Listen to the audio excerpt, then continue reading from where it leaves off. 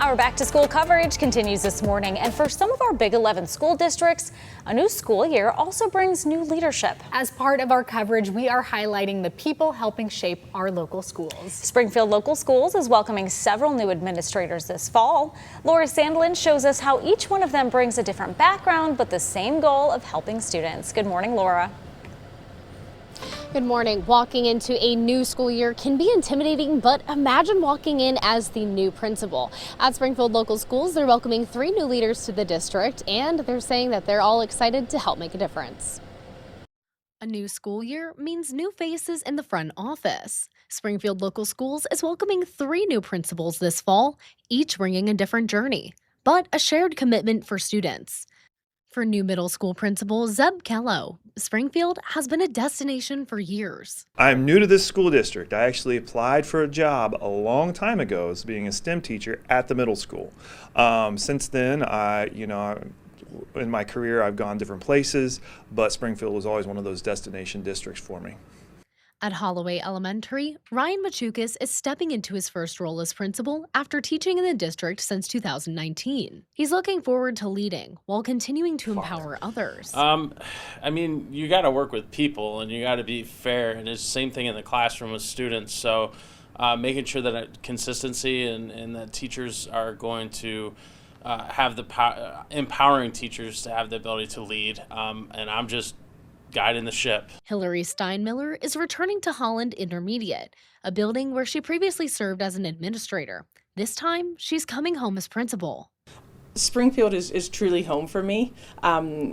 My family and I live here, so even though I did not grow up in Springfield, we chose to raise my husband and I chose to raise our kids in Springfield, so it is truly home for me.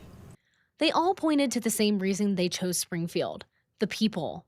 We have a very diverse population, so those perspectives, the understanding that everybody brings in to help make our community is key. And I think that the other thing is we have great teachers here who care, who are invested. The people in the district, whether it be the teachers that are in the buildings, our support staff, the administrators, the parents, the students, the people who graduate and come back. It's a great community. As students head back to class, Springfield's newest leaders say they're ready to learn, grow, and help students do the same. Now, in addition to the 3 new principals, Springfield Local Schools is also welcoming a new assistant principal to Springfield High School, Shauna Lucarelli, as well as a new athletic director, Cole Fisher. District leaders say that they're helping to bring in fresh perspectives while already building on the strong culture in place. Reporting live in Springfield, Laura Sandlin for WTOL 11. Laura, thank you. Several students are heading back to school today. Nearly all Perrysburg and Findlay students are back in class this morning, and more of our Big 11 school districts start soon. Maumee, Bowling Green, and Springfield students, you all head back today. Sylvania and Washington local students go back on Monday. It is important to note most schools have staggered starts, meaning that the dates that you see here on your screen may not necessarily be your child's start date, so make sure that you are checking that district calendar. And the first day of school can either be something that your child is really excited for, or they can be really nervous about it. The CDC finds that anxiety affects millions of children nationwide, but it says that with early intervention and prevention, you can help your child to manage it. A local psychologist reminds parents that not every child has severe anxiety. Some of them are just simply nervous. Not knowing what the future is going to hold.